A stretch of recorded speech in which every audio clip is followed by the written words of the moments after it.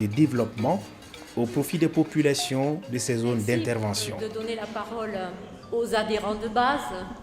Notre travail, c'est tous les jours de militer, de porter le message, d'aller sensibiliser des personnes pour qu'ils soutiennent notre cause. Donc c'est pas toujours évident, mais la plus belle des récompenses, c'est quand on voit les résultats sur le terrain. On a vécu ce que c'est que faire 5 km avec une bassine de 22 litres sur la tête. Et je me suis dit, mais il faudra qu'un jour que j'essaye moi aussi de mettre la main pour essayer de changer les conditions de ces gens qui ont vécu la même chose que mes parents.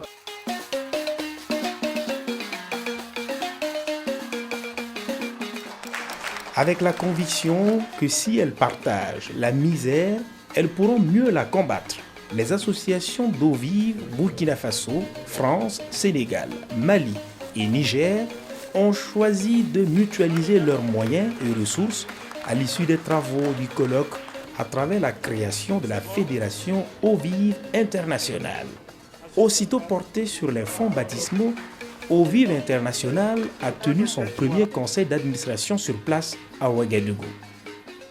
De l'avis de ses pères fondateurs, la Fédération Eau Vive Internationale est une proposition pertinente pour porter un projet associatif international et fédéré basé sur une gouvernance partagée entre le Nord et le Sud. C'est la première chose, apprendre à travailler. Deuxièmement, on va communiquer auprès de nos bases sociales respectives. Et puis troisième chose, on va commencer à travailler sur des positionnements. Il y a des sujets de société, il y a des sujets politiques, il y a des sujets économiques. Quels sont ceux où on peut apporter une valeur ajoutée? Et nous devons montrer que c'est possible de réaliser la solidarité dans le cadre d'une institution associative de gouvernance multi-pays, Nord-Sud. Il est important que les trésoriers des eaux vives du Mali, du Niger, du Burkina Faso et du Sénégal soient très associés à cette gestion financière d'eau vive internationale. On est vraiment une fédération et l'on doit vraiment travailler ensemble. Nous avions fédéré aujourd'hui nos initiatives, notre volonté politique en une fédération qui va pouvoir faire le relais entre les différents pays, mais aussi amener les différents pays à aller vers un portage unique. On s'est rendu compte que Eau Vive peut jouer un véritable portage à travers ses partenaires. Donc ce plaidoyer, en allant vers les collectivités, qu'ils arrivent à faire un plaidoyer digne de foi et qu'ils arrivent à avoir des outils nécessaires pour comprendre un peu l'enchaînement entre ces ouvrages en termes opérationnels et eux, leur rôle politique. Donc ça nous amène véritablement à améliorer la qualité du service eau. Sur le plan des financements, ils disent, il y a souvent des financements, on dit, il faut être une association nationale pour prétendre. Ça déjà c'est un. Mais plus que ça, il y a le fait que quand même nous sommes aussi interpellés. Il ne faut pas que ce soit toujours le Nord qui vienne pour faire des choses à notre place. Comme on le dit en Morée, si on lave ton dos, il faut laver ton visage. Donc cette fédération était une nécessité pour, comme on le dit, fédérer les efforts, fédérer les actions, mutualiser et les coûts, le savoir-faire, pour que tout ce que Eau Vive faisait soit optimisé. Si vous avez suivi avec nous les débats, ils traduisent tout le contenu de ce que nous avons voulu entreprendre ensemble. Il ne nous reste qu'à exécuter, qu'à chercher à mettre en application tous ces principes que nous avons évoqués et qui constituent, si vous voulez, le contenu, le menu même de ce que nous avons voulu faire ensemble avec toutes ces associations nationales qui ont décidé de se réunir aujourd'hui. Les projets qu'on va développer dans le cadre de la fédération vont permettre, par exemple, de faire comprendre à des consommateurs français que l'eau, il faut la payer, qu'elle n'est pas au même prix selon les endroits parce que les problèmes ne sont pas les mêmes. Et ça, ce sont des choses qui sont bien connues en Afrique.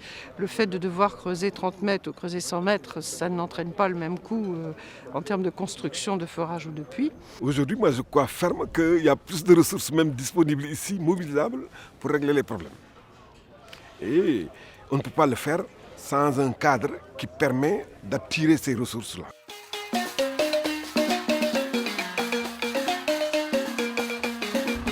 Avant de regagner leur pays respectif, les participants au colloque sur la diversité culturelle et la gouvernance associative se sont rendus à Dimistenga pour mesurer l'impact des réalisations au profit des populations de ce village de la commune de Gounguin dans la région du centre-est du Burkina Faso.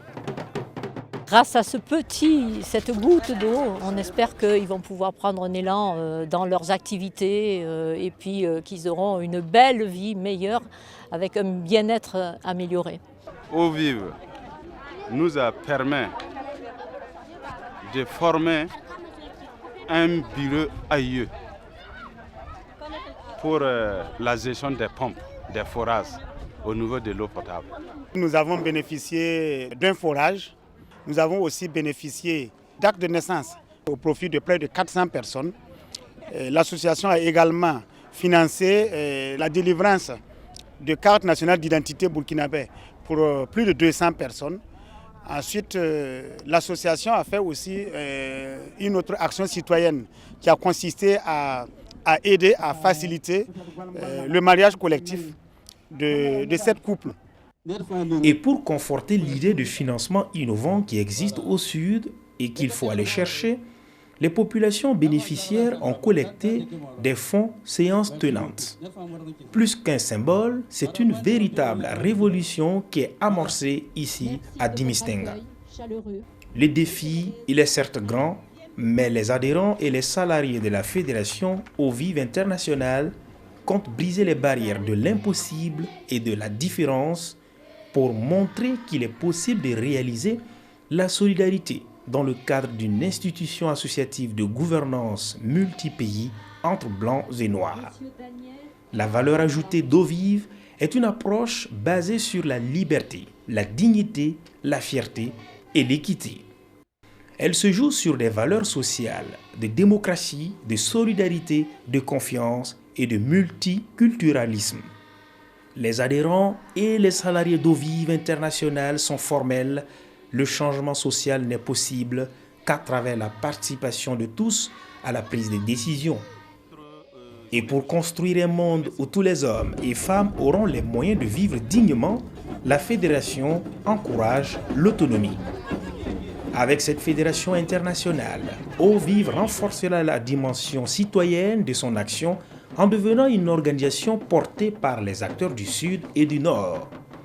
Elle contribuera à l'appropriation par les citoyens de toutes catégories socio-professionnelles des enjeux nationaux du développement local, eau et assainissement, sécurité alimentaire, décentralisation.